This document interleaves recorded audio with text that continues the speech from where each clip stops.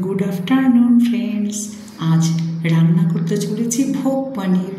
দেখো, আদা বাটা, জিরে গুঁড়ো, লঙ্কা গুঁড়ো, গোটা সাদা জিরে, তেজপাতা রয়েছে, আর রয়েছে টমেটো কুচি। পনির ছাড়া রান্না হবে না, তাই পনিরটাকে পিস পিস করে নিয়েছি। আর তেলের মধ্যে ফেলে দিলাম নুন, একে একে হলুদ গুঁড়ো, লঙ্কা গুঁড়ো। ম্যাজিক দেখবে, পনিরটাকে এবার আমি তেলের মধ্যে ফেলে দিলাম। একদম কালারিং পনির হয়ে যাবে।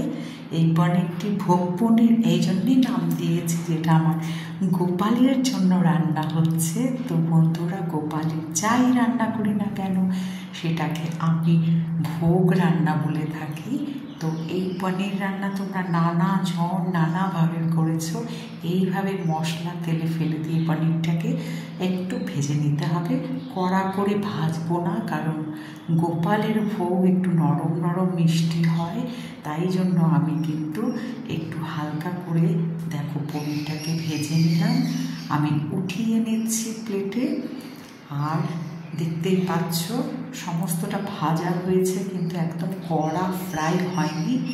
আর যেহেতু এটা নিরামিষ রান্না, একটু নরম হলে ভালো হবে, খেতেও অন্যরকম হবে। গোপালের ভোগ অনুযায়ী সাদা জিরে ফেলে দিয়ে আলুর টুকরোগুলো দিয়ে দিলাম, দিয়ে দিচ্ছি সাথে একটু নুন। এবার ভালো করে ওই তেলের মধ্যে দিয়েছি, কারণ পনিরের টুকরোগুলো তেলের মধ্যে যে রয়েছে, সেটা একটা খুব সুন্দর কড়া গন্ধ আসে যখন ভাজাটা হচ্ছে। দেখতেই পাচ্ছ আদার যে পেস্ট, সেটাও আমি দিয়ে দিলাম। টমেটো কুচির সাথে ভালো করে আমি নেড়ে চেড়ে ফ্রাই করে নিচ্ছি। পুরো ভিডিওটি দেখো, কারণ এটা আমার গপু শোনার জন্য।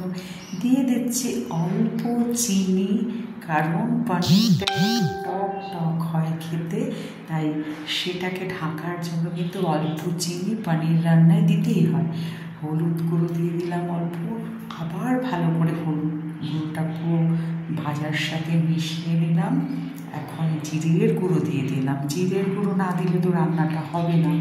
খুব অল্প মশলায় আমি রান্না করি এতদিনে, সেটা তোমরা বুঝে গেছো, কিন্তু তাই বলে স্বাদে কিন্তু কোনো খামতি নেই। একদম ঠিকঠাক না হলে বাড়ির লোকরাও খায় না। আর গোপালের কথা বলছো, গোপালের তো যাই রান্না করি না কেন, সেটাই একদম দারুণ মহাপ্রসাদের মতন স্বাদ হয়। সবাই বলে এটা, যদিও আমার কথা নয়। তো দেখতে পাচ্ছ কষিয়ে নিলাম ভালো করে, একটু একটু মশলা দিয়েছি, আর দিয়ে দিলাম গরম জল অল্প। এই যে উতল এসে গেছে, এবারে দিয়ে দিচ্ছি পনিরের ভাজা টুকরোগুলো।